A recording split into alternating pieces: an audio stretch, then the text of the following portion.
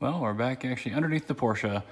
Today I just got to do a couple little things. Last time I got the wiring working with the gauge cluster, I left it pretty janky, as you can see. It does work, but I had to go to Porsche and buy a new plug and have some new wires dropped down to get this done properly. So I'm going to take care of that. And then also, I believe it's this bolt right here, holds the oil check valve for the oil pump.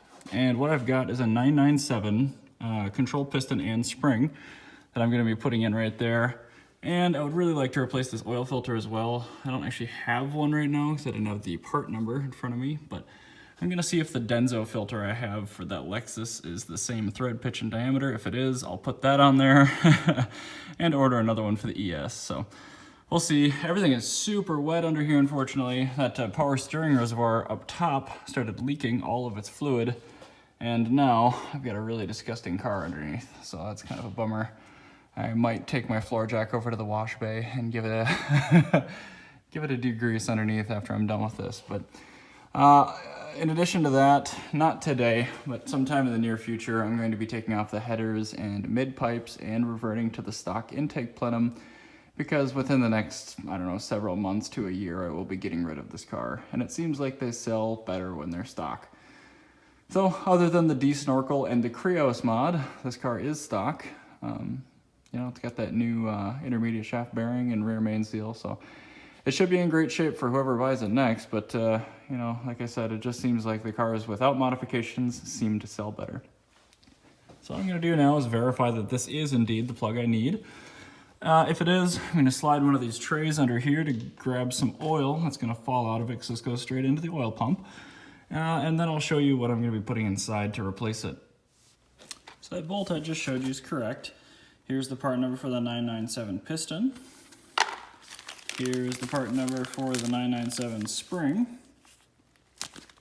And here is the part number for the crush washer that goes on that little bolt.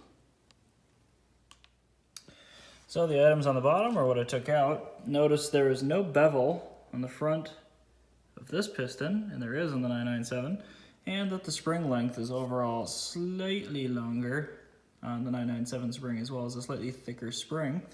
Crush washer, nothing too complicated there. So what I'm going to do is I'm going to put the piston on the top of the spring. I'm going to just rub a little bit of oil on top of the piston, push that up into the engine on top of this rod after I've put the new crush washer on it. So it's going to look a lot like that when I put it back up into the engine. I've already put some oil on this piston, so. Oh, sorry guys.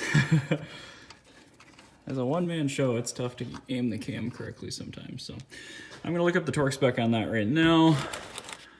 I'm guessing it's gonna be pretty low, probably something like 22 Newton meters or something silly like that.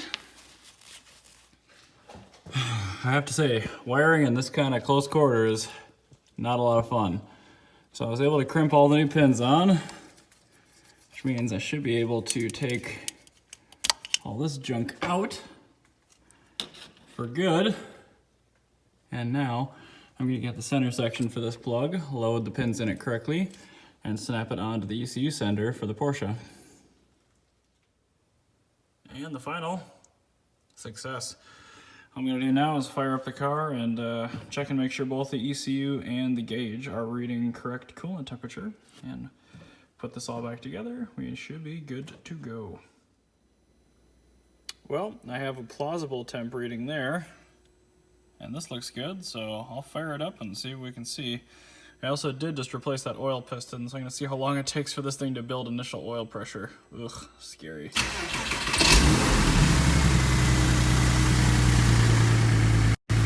Oh, that was much faster. Wow. Alrighty, well, I'm gonna let this thing get up to temperature now, and we'll see if we fix the problem.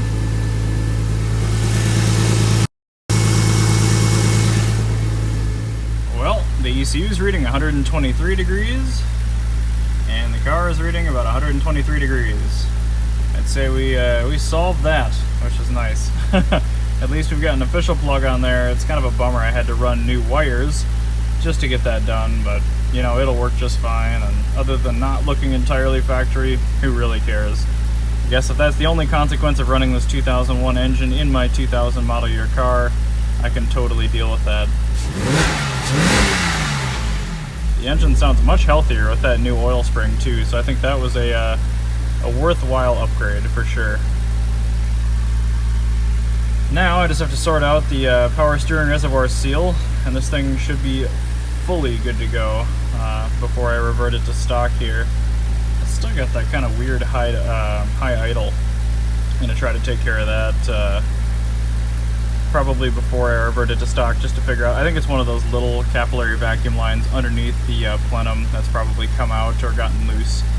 Probably to do with the evaporative emissions for this car. So anyway, I'll figure that out. But this thing is a solid car now. I'm pretty stoked to at least drive it some of this season before I inevitably get rid of it and trade up for that Fiat 124 I'm on the hunt for. Thanks as always for watching, and hope you enjoyed it. Thank you.